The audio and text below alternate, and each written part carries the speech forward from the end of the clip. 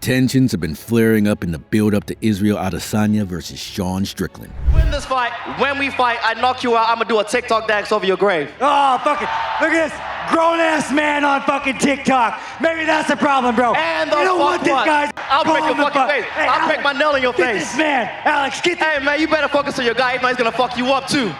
Yeah, the way he fucking slept your ass. A lot was made from their heated press conference back at UFC 276, and cooler heads have not prevailed since.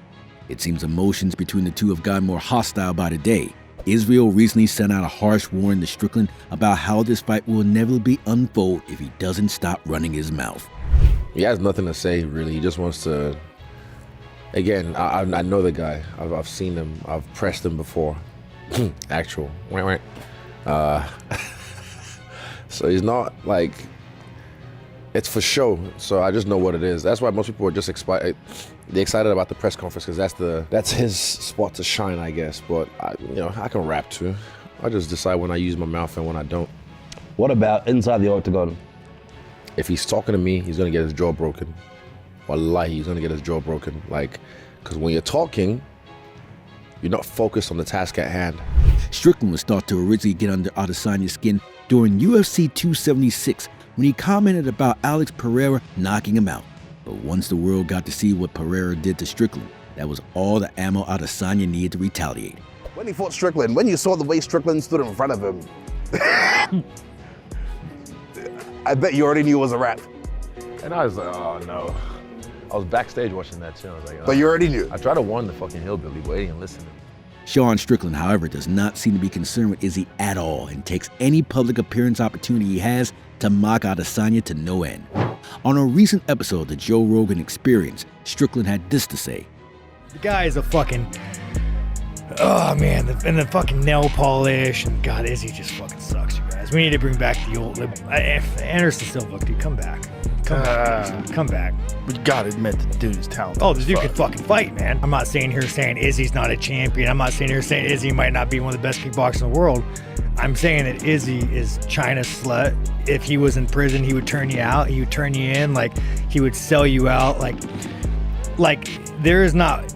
The character of Izzy is so low. As the bad blood continues to build between these two superstars, many in the fighting community make their surprising reactions known. Former UFC middleweight champion Alex Pereira, who has recently fought both fighters and most recently lost via knockout to Adesanya, was recently asked who he thinks will come out victorious. Fighting Israel Adesanya is a hard fight, but he showed that he can be beaten. We beat him, right? So, Sean Strickland has a chance. Different game plans. It's hard, but if anybody has a chance against Adesanya, it would be Sean Strickland. But it's a hard fight.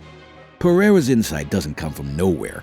His experience in the octagon with both fighters gives him a unique perspective, going 1-0 against Strickland and 3-1 against Izzy.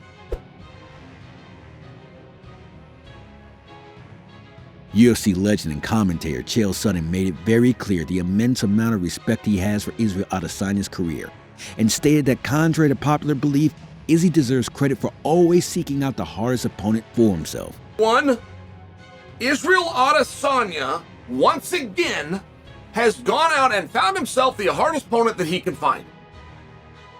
I must tell you, it kind of drives me nuts that he doesn't get credit for that. He doesn't always fight the #1 ranked guy. That's true, but that's a story that's out there all the time. He doesn't always fight the #1 contender. That's true.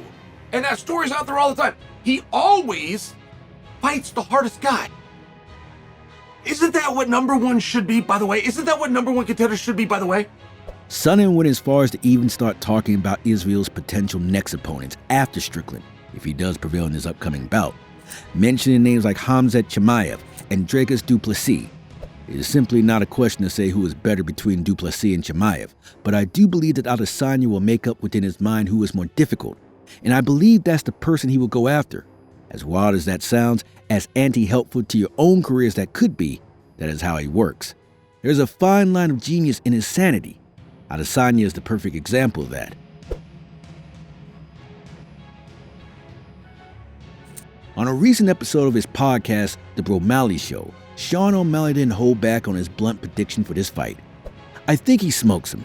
I would love to see Izzy piece him up. He's just so slick on his feet. Sean walks forward with his chin up.